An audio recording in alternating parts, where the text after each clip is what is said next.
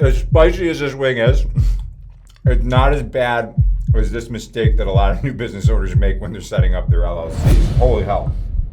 So you've set up your LLC and you're ready to take over the world with your new business, but this video is talking about 8 common mistakes people make after setting up their LLC. So what you can see here is we have 8 wings. These come from world famous Duff's, actually world famous here in Buffalo, New York, and they range from mild all the way up to something called death sauce. Now, me personally, I very rarely even order a medium wing. I'm a mild kind of guy, so this should be interesting. So let's get into it. All right, starting with the mild wing, and what we're talking about here is renewing your LLC.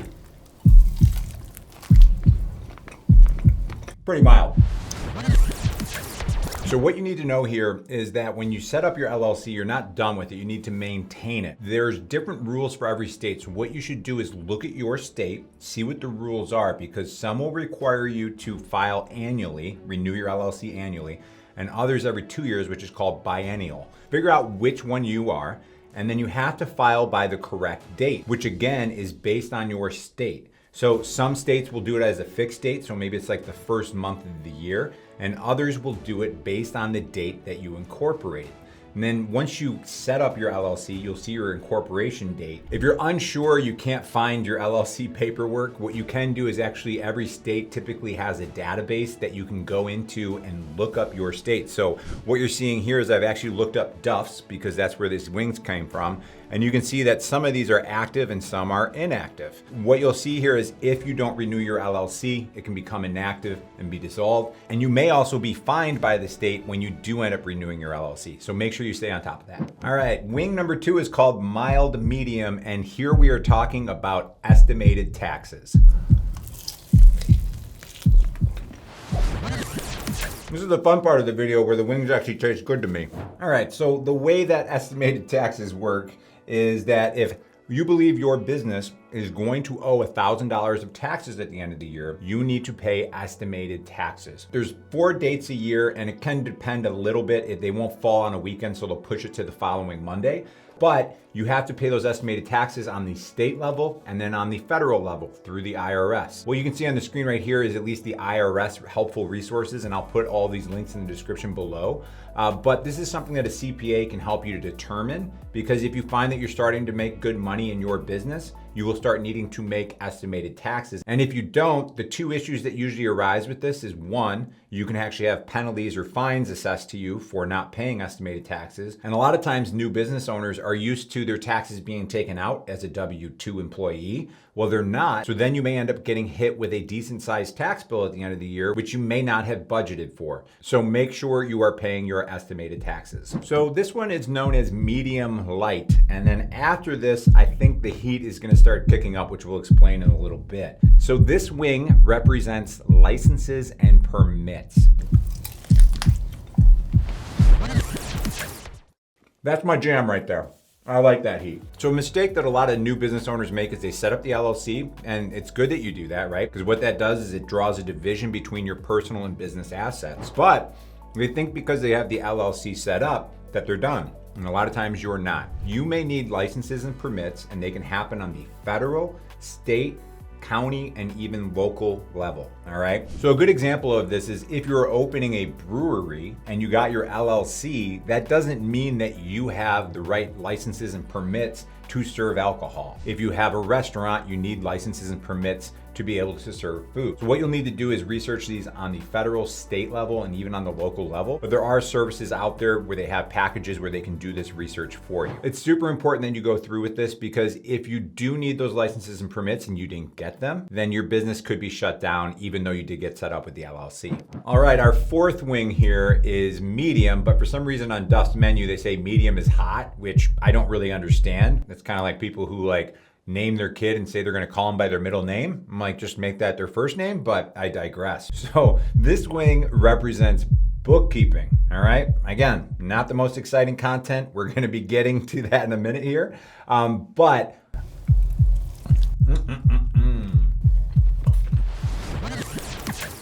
But what I want to mention here is a lot of times new business owners do not set up their books and they don't get into bookkeeping right away. And what that creates at the end of the year is a mess for you. Taxes are going to be very stressful, which they're stressful for me anyways, but you want to have your books dialed in. The other thing that you should be aware of, and I've mentioned this in other content, is make sure you have a separate business bank account right away. And the reason for that is it just makes it easy to do your books.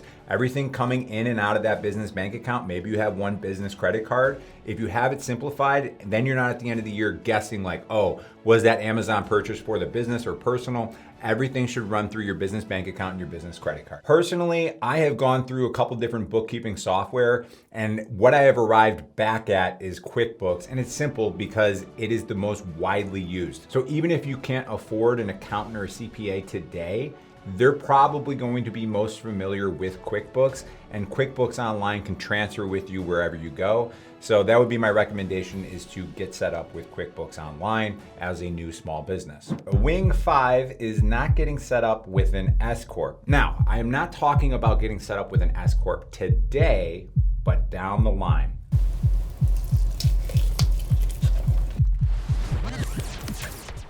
You know what? That was pretty good. I'm gonna eat the whole thing.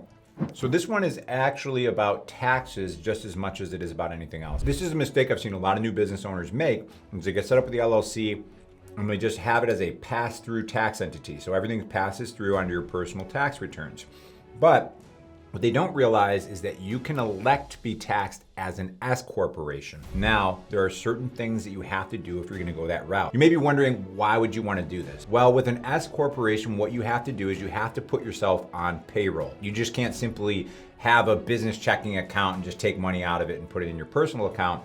You do have to be on payroll, and you have to pay yourself a reasonable salary. Now, the reason that you would do this is when you have an S-Corp election, and you're taxed as an S-Corp, then you can start taking distributions from the business. It's a little complicated, but think of it this way. When you're a W-2 employee, your employer is paying some of those taxes and you're paying some of those taxes, all right? And then specifically, I'm talking about self-employment taxes, so that's like FICA and FUTA. That can add up to 15.3% in taxes. Now, when you go as an S-Corp, when you take out payroll, the things that you're paying yourself on payroll, you're gonna be taxed fully on. But the distributions that come out, sometimes called shareholder distributions or dividends, but when you pay yourself a distribution, which is as simple as just moving money from your business checking to your personal checking and you label it a distribution, but shareholder distributions are different, and you can do this when you're an S-Corp. Those are not subject to the 15.3% self-employment tax. So on those distributions, you will end up saving money. Now, this may not be relevant to you today if you're just getting started, but the magic number that you want to start considering is around $40,000 to $50,000 of net income, which is when you may want to elect to be taxed as an S-Corp. That is the point where it makes sense, because yes, there's going to be extra costs. You may need a payroll service, and there may be extra fees with the state as well when you have an S corporation. But I just want you to remember that once you start hitting around $40,000 to $50,000 of net income, talk to an accountant, talk to a CPA, and say, hey, should I elect to be taxed as an S corp? Wing number 6, we have hot here, and we're going to be talking about business insurance. It wasn't bad. Well, I'm kicking it a little bit. It's definitely hot. I'm going to be sweating profusely in the last two, I guarantee it. So LLC, we talked about it earlier, divides your business and personal assets. So people are like, oh, why would I need business insurance? I've got the LLC set up. Well, let's say you're setting up a coffee shop and somebody comes in and they get burned by the coffee and they want to sue you.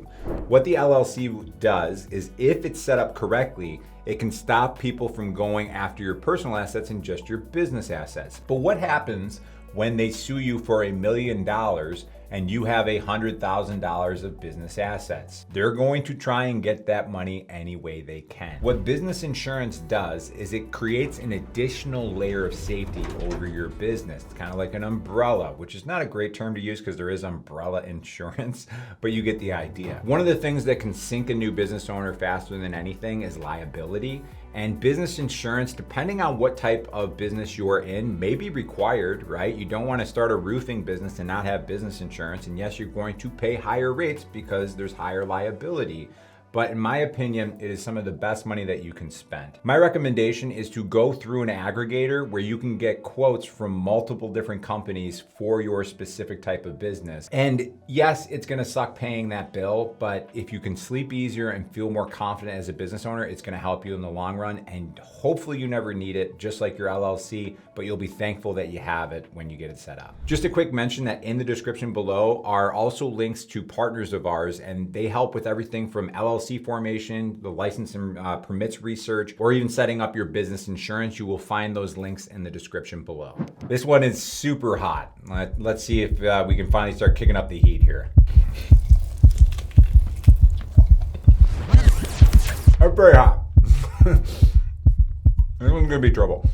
This is not so much a tactical thing, but a philosophical thing. And what that is you want to work on the business and not in the business. This is such a common issue that new business owners make, is that maybe you're starting a business because you're an A player, you've always done well, and you're like, I want to bet on myself now. And you're used to doing everything yourself. You're used to getting stuff done. Now, when you're starting a new business, it's hard to like hire out for everything. So I always recommend go with contractors, just kind of piecemeal it. You can do fractional work in the beginning a lot of times to get help with things. But what I want you to think about is as you are starting to get into your business, are you the one doing everything? Are you wearing all the hats? No matter what type of business you have, you can outsource things internationally at a much better rate than where you are in the States. It could be things like bookkeeping or inventory management or whatever it may be for your business. But I want you to think about your business from a 30,000 foot view. You're looking down at it and you want to think about how can you set up systems and processes? How can you work on marketing and sales? And how can you just grow this thing? In the coffee shop example, you shouldn't be working the cash register. You should be thinking about your next hire. How do you get more people into the coffee shop? That is a better use of your time. A business coach pointed out to me, he's like, you should have an hourly rate in your head and it should be high. Because you go, would you spend $100 an hour to have somebody pour coffee? Absolutely not. But would you spend that to have somebody come in and say, hey, I'm gonna sit down and build you a marketing plan that's going to get a lot of people into your business and cash flow into your pockets? Yes, that's the type of work you should be doing. All right, here's the death sauce. See how this goes. Maybe I'll get the saucy side here. I don't know how well you can see this, but it's a little saucier over here. I'm gonna start with a small bite. Oh, that is so different than the rest of them. Oh my God. As spicy as this wing is, it's not as bad as this mistake that a lot of new business owners make when they're setting up their LLCs. Well, after they set them up. Holy hell. You can tell it's spicy because it just looks like a different color on my fingers. Oh boy. So this is kind of a twofer here. The number one is that new business owners a lot of times will fail because they don't have a compelling enough reason to stay in business. Now, you may have heard about the philosophy of starting with why. Why are you doing this? Popular thing as far as like trying to come up with something that's more compelling for why you're starting a business. Now, saying I want to make $1 million, sure, that can be some juice behind that, but eventually when things get really hard, you may quit because that's not a great why. Why do you want to make $1 million? Well, I guess because I want more financial security. Why? Well, if I'm thinking about it, it's not so much about the financial security, but I want to be able to control my time and schedule, and I feel if I have enough financial security, I might be able to do that. Why? I guess I like controlling my time because maybe it's felt like I haven't been able to for 20, 30 years. It was school and then I went right into work and I just feel like I'm just always juggling a lot and I'm hoping that this business could be something that allows me to have more time. Why? I have young kids and I know that 90% of the time I spend with them is under 20 years old. Once they kind of leave the nest, you don't see them as much. And I want to be as present as possible with them and just be able to enjoy them. Why? I guess if I'm thinking about it, that growing up, my parents were working all the time and it didn't feel like I quite had that thing with them. And it would be amazing to be able to have that with my kids. And I think that this business idea could be the thing that allows me to do that. So you can see the difference between I want to make $1 million or I want to have a successful business so that I can have a great relationship with my kids and be there for them and be as present as possible for them is much more compelling for a lot of people. Now, that may not be your situation or your why, but I want you to ask yourself why at least 5 times. Why are you starting this business? And really try to drill down to something that is meaningful to you. Another issue, and like I said, this is a twofer, so I guess I might as well eat the other side of the wing. Oh, shoot. Now, the other thing that I want to talk about, because this last wing was a twofer, what does your business look like in 5 years? Too many times I see people start a business and they have no vision for the future of it. And what ends up happening is that they are owned by the business. They are an employee of the business, and a lot of times a not well-paid employee because they're doing everything. So what I would recommend to you is spend some time thinking about what you want in 5 years. Idealistically, what does it look like for you? Like, let's go back to the coffee shop example. Let's say that the why we've whittled down to is you want to be more present with your kids. Well, when you keep that in the forefront of your mind and you're thinking about this 5-year vision, well, maybe 5 years from now, it's like, I'm showing up in the mornings and I'm having coffee because I want to be there. I'm talking to the employees, some of the regulars, and then I'm taking off the rest of the day. And I'm just kind of checking in the morning schedule. Well, how are you going to make that happen? Well, this means that you're not going to be an owner-operator. You're mostly going to be an owner, and you need an operator. So when you start to think about this vision 5 years out, what you need to do is start working in reverse chronological order. And this is just like a weird brain hack, is when you think about things in reverse chronological order, it helps to unlock different steps and things that you realize that you need along the way. You may get to the point of thinking about this of like, oh, like maybe some of my early hires, people that are baristas, I'm looking for somebody who has the ability to be a manager or a general manager of this business. Maybe I'm looking at the finances and trying to think like reasonably, how much money would I need to make that I don't have to work and I can pay somebody else to do these things? And is that reasonable with this business model? These are all going to be things that you're going to be thinking about and then working backwards to where you are today right now. Because that vision, it's kind of like if you were going across the Atlantic Ocean and you're leaving from New York and you're pointed at Europe. If you're off by a couple degrees, you can end up in a different continent by the time you get over there. And that is a lot of times how business works. When you are off just a little bit in what you truly want with your vision of your business, and you end up arriving somewhere else, and maybe that's not somewhere where you want to be. In the description below, I will also have a free resource for you. It is a document. It's going to walk you through your why, vision, and values. And that is free for you to use, and I highly suggest you get that because it's going to be super helpful for you, not just today, but more so 5 years from now. And what we have on the screen here is the best LLC services. I did a review of them, and this is really helpful because it's more than setting up your LLC. It's the licenses and permits. They can do business banking, business insurance, a lot of the things that we talked about in this video. So I will catch you in that next video.